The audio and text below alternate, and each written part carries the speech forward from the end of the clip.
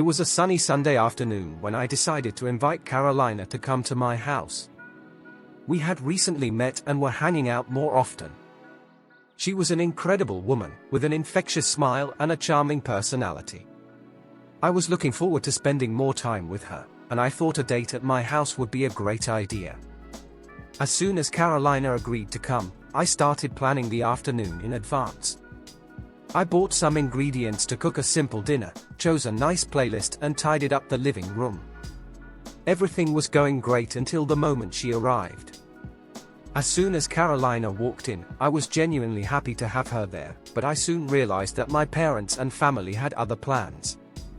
They greeted her with fake smiles and started making awkward jokes and questions.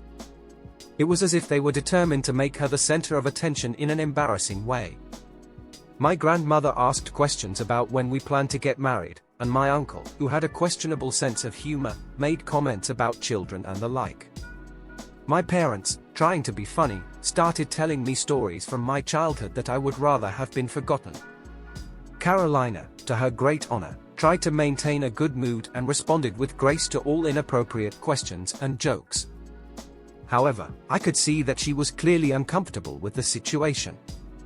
I felt terribly guilty for putting her in that environment.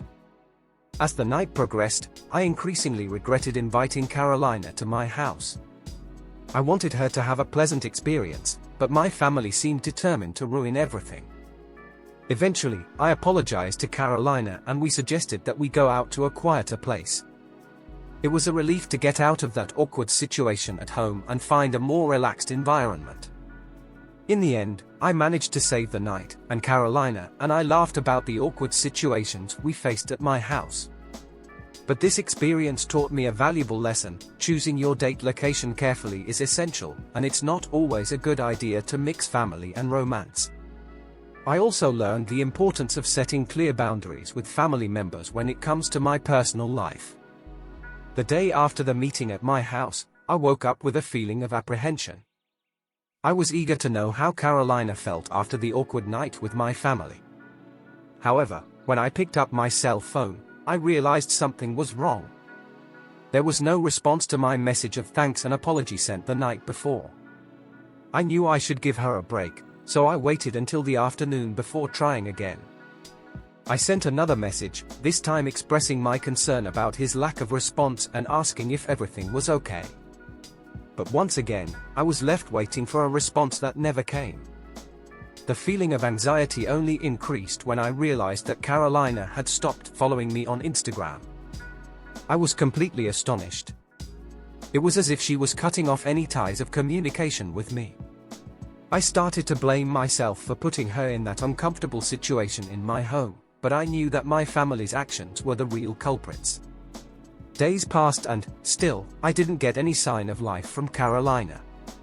I was worried about her well-being and the possibility that I had lost someone who was beginning to mean a lot to me. I wish I could explain the situation better and apologize once again. After all, it was my fault for not anticipating how my family would act. However, I realized that no matter how hard I tried, it was possible that Carolina wouldn't be willing to give our relationship another chance. The experience at my house had been so embarrassing that it was understandable that she wanted to stay away. I learned a valuable lesson about the importance of protecting those who care about me, and I hoped that one day Carolina would understand and forgive the events of that night. I never imagined that one day I would be here, sitting alone, with the weight of my own betrayal suffocating my conscience. I feel desperate and completely lost, and it all started with a suspicion that took over me. My husband, the love of my life, has always been a kind, thoughtful and caring man. However, a few weeks ago, I started to notice small changes in his behavior. He was more distant, his phone seemed to be his new confidant, and there were times when he was mysteriously absent. All of this made me insecure and scared that he was cheating on me. I found myself consumed by paranoia and insecurity, and in a moment of weakness, I gave in to the temptation of revenge. I met someone in a moment of fragility and despair, and a night of betrayal followed. I was convinced that my husband was doing the same, and I needed to protect my heart at any cost. But then, yesterday, something unexpected happened. I discovered the truth. My husband wasn't cheating on me. He was planning a surprise for our wedding anniversary, and all of his weird actions were part of that plan. He wanted to make the day even more special for us, and I ruined it with my unhealthy distrust. Now, I am devastated. I feel guilty, ashamed, and deeply regretful. I don't know what to do next. Should I tell my husband the truth and face the consequences of my actions? Or should I keep my mistake a secret, fearing the truth might destroy what we have? I'm stuck in a harrowing dilemma, and I can't stop thinking about what I did.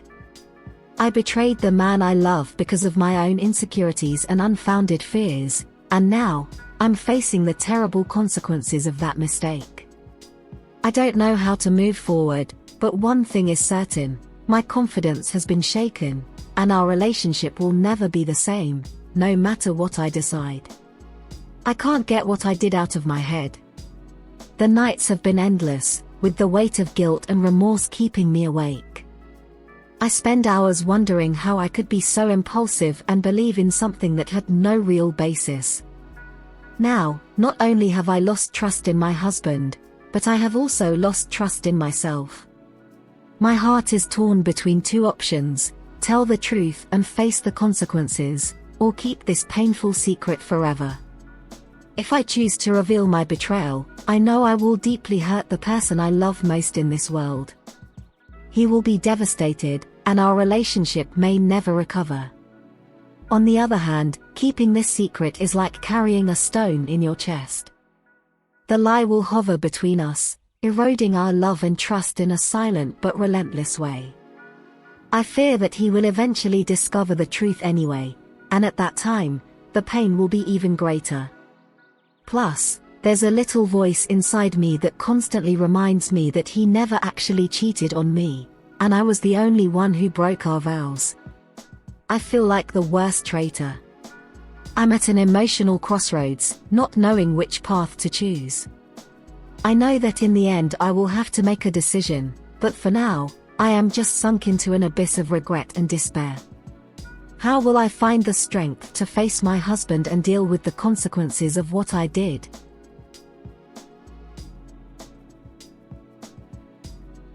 When my parents separated, I was prepared to face a series of emotional changes and challenges. What I wasn't prepared to discover, however, was my mother's true nature. At first, the separation seemed like the best decision for everyone. My father and mother agreed to a civil separation, and my brother, Daniel, and I were spared much of the drama. But as the months passed, my mother began to show a face we had never seen before. She became incredibly narcissistic, always seeking attention and validation, and it seemed like she would do anything to make sure she was the center of attention. She used emotional manipulation as her main weapon, making everyone around her feel guilty, including my father and us, her own children. She began defaming my father to anyone who would listen, spreading lies and half-truths to justify her decision to separate. What hurt most, however, was that she was managing to take our family away from us. My grandmother, uncles, and even longtime friends began to walk away, believing the distorted stories my mother told. Daniel, my older brother, was one of those who suffered the most. He was very close to our father, and my mother did everything she could to manipulate him into believing that our father was the villain in the story. This caused a deep divide between us, and Daniel began to avoid us, fearing that our mother would punish him in some way if he showed any affection towards us. Today, almost my entire family has turned away from us, influenced by my mother's lies and manipulations. I never thought I would see the day when my own mother could be so cruel and self-centered. I'm struggling to maintain my relationship with my father and brother, despite all of my mother's attempts to separate us. It is a painful and challenging journey, but I am determined not to become a victim of my mother's manipulation and narcissism. I hope that one day, the truth comes out and my family can reconnect and heal the wounds this situation has caused. In the meantime, I continue to be the voice of reason and try to maintain the ties that are precious to me. My relationship with my father and brother began to strengthen. We would meet in secret, away from my mother's critical and manipulative eyes, and share our feelings and concerns. These moments were a balm for our souls and helped us keep our bond intact. Over time, my mother continued to push family members away, but some people began to realize that their stories didn't line up with reality. Some distant relatives and longtime friends decided to reach out to us to understand our perspective. This brought us some comfort, knowing that not everyone was willing to believe my mother's manipulations. My mother, however, continued her insatiable quest for attention and validation, which led her to make mistakes that made her less convincing. She engaged in contradictory and conflicting behavior, which began to further erode her credibility. Finally, the day came when my father decided to seek legal advice to ensure that our family rights and relationships were protected. We were advised by a lawyer who helped us understand our legal rights and options. While the legal battle continues, we are determined to keep our family ties intact, regardless of my mother's attempts to separate us. My brother Daniel is more involved than ever, and our relationship has grown even stronger as we face this adversity together. We are aware that healing and reconciling with our mother can be a long and challenging process, but we are committed to doing whatever it takes to get through this situation. We hope that, over time, our mother will be able to realize the impact of her actions and seek help to address her narcissistic and manipulative issues. Our family still faces many challenges, but we remain united, determined to overcome adversity and restore the bonds that were shaken by a mother who allowed herself to be led by narcissism and manipulation.